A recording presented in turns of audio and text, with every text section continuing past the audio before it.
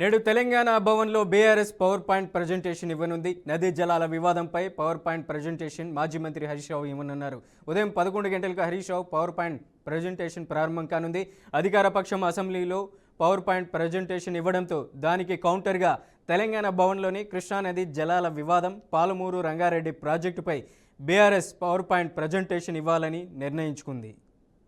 నేడు తెలంగాణ భవన్లో BRS power point presentation ఇవ్వనుంది. ప్రధానంగా కృష్ణా నదీ జలాలు, అలాగే పాలమూరు రంగారెడ్డి ఎత్తిపోతల ప్రాజెక్టుపై మాజీ మంత్రి హరీష్ రావు ఇవ్వనున్నారు. ఇక ఇదే అంశానికి సంబంధించి మరింత సమాచారాన్ని ఇవ్వడానికి మా ప్రతినిధి రామకృష్ణ ఫోన్ లైన్లో ఉన్నారు. రామకృష్ణ, అప్డేట్స్ ఏంటి? మనోజ్, ఏదైతే నిన్న అసెంబ్లీలో అధికార party Congress party Uttam Kumar Reddy power point presentation ఇచ్చారు, దానికి కౌంటర్ గానే ఈ రోజు మధ్యాహ్నం 11 తర్వాత టిఆర్ఎస్ భవన్ లో మాజీ మంత్రి, ఇరిగేషన్ మంత్రి కూడా డిప్యూటీ కోఆర్డినేటర్ హరీష్ రావు దీనికి సంబంధించి మొత్తం కూడా పవర్ ప్రజెంటేషన్ ఇవ్వనున్నారు.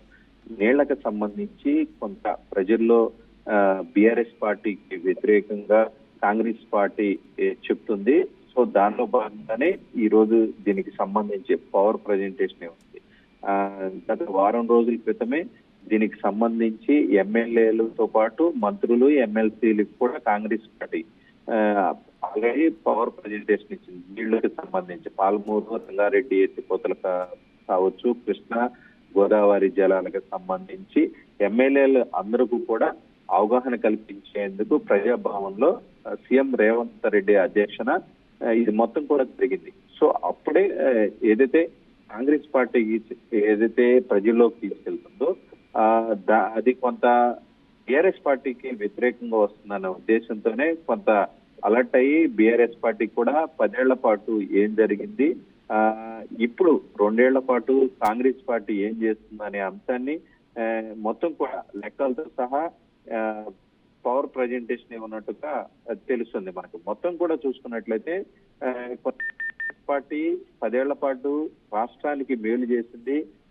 ఎక్కడో ఉన్నటువంటి ఏదైతే తెలంగాణ, ఉమ్మడి ఆంధ్రప్రదేశ్ లో తెలంగాణ రాష్ట్రానికి సంబంధించి వరి ధాన్యం కావచ్చు, మిగతా అగ్రికల్చర్ కి సంబంధించి సెంట్రల్ గవర్నమెంట్ ఏదైతే రిలీజ్ చేస్తుందో దానిలో చూసుకుంటే రాష్ట్రం విడిపోక ముందు ఉమ్మడి ఆంధ్రప్రదేశ్ లో తెలంగాణ రాష్ట్రం ఏ ప్లేస్ లో ఉంది, తెలంగాణ రాష్ట్రం వచ్చిన తర్వాత కేసీఆర్ నీటిపారుదలకు సంబంధించి ఏ విధంగా తీసుకొచ్చారు. సో ఇది మొత్తం కూడా ఇప్పుడు ఏ ప్లేస్ లో ఉంది. సన్న బియ్యం పండియటంలో ఇండియాలోనే తెలంగాణ రాష్ట్రం ఫస్ట్ ప్లేస్ లో ఉంది అని బీఆర్ఎస్ పార్టీ చెప్తుంది. లెక్కలు కూడా చెప్తున్నాయి అని చెప్పి బీఆర్ఎస్ పార్టీ వాదన.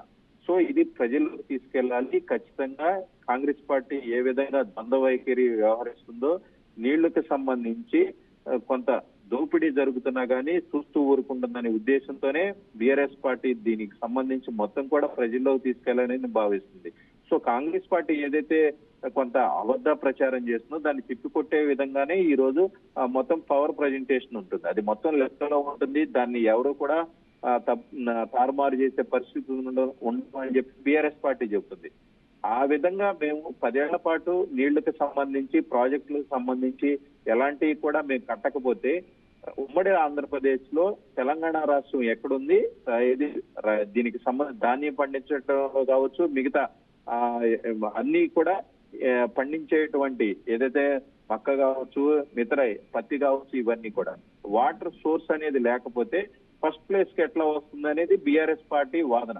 సో అది కొంత ఈరోజు ప్రజలను ఉద్దేశించి ఏం జరిగింది 10 ఏళ్ల పాటు అనేది కూడా ఏదైతే కాంగ్రెస్ పార్టీ ఆరోపిస్తుందో మెయిన్ గా దీనికి సంబంధించి అప్పుడు ఏదైతే సీఎం ఉన్నటువంటి కేసీఆర్ కావచ్చు, ఇరిగేషన్ మంత్రి ఇద్దరు కూడా సైన్ చేయటం వల్లే దానికి సంబంధించి ఏదైతే మనకు రావాల్సిన వాటాని కేంద్రం దగ్గర ఒప్పుకున్నారు, తక్కువకు ఒప్పుకున్నారు అని చెప్పి కాంగ్రెస్ పార్టీ ఆరోపిస్తుంది. అదే విధంగా బీఆర్ఎస్ పార్టీ కూడా 45 టీఎంసీలకే మోకరిన పరిస్థితి అని చెప్పేసి మాజీ ముఖ్యమంత్రి కేసీఆర్ కూడా దీనికి సంబంధించి కూడా మాట్లాడింది. సో మొత్తం మీద నీళ్లు నిజాలని చెప్పేసి కాంగ్రెస్ పార్టీ చెప్తుంది. సో అదే విధంగా కౌంటర్ కూడా ఈ రోజు ఏమిస్తారు ఏంటనేది తెలంగాణ ప్రజలు మొత్తం కూడా వేచి చూసే పరిస్థితి అయితే ఉంది. మనోజ్, 90 టీఎంసీలతో నిన్న అసెంబ్లీలో సీఎం రేవంత్ రెడ్డి కూడా శాసనసభ తీర్మానం కూడా ఆమోదించారు, అసెంబ్లీలో ఎమ్మెల్యేలంతా ప్రతిపాదించారు.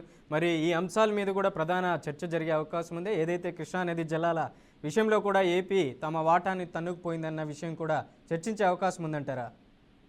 ఖచ్చితంగా దీనికి సంబంధించి ఏదైతే ఉందో ఇప్పుడు 45 టీఎంసీలు ఫస్ట్ రావాలి, మరోసారి ఇంకొక 45 టీఎంసీలు, మొత్తం కూడా చూసుకుంటే 90 టీఎంసీలు రాష్ట్రానికి ఖచ్చితంగా రావాలి.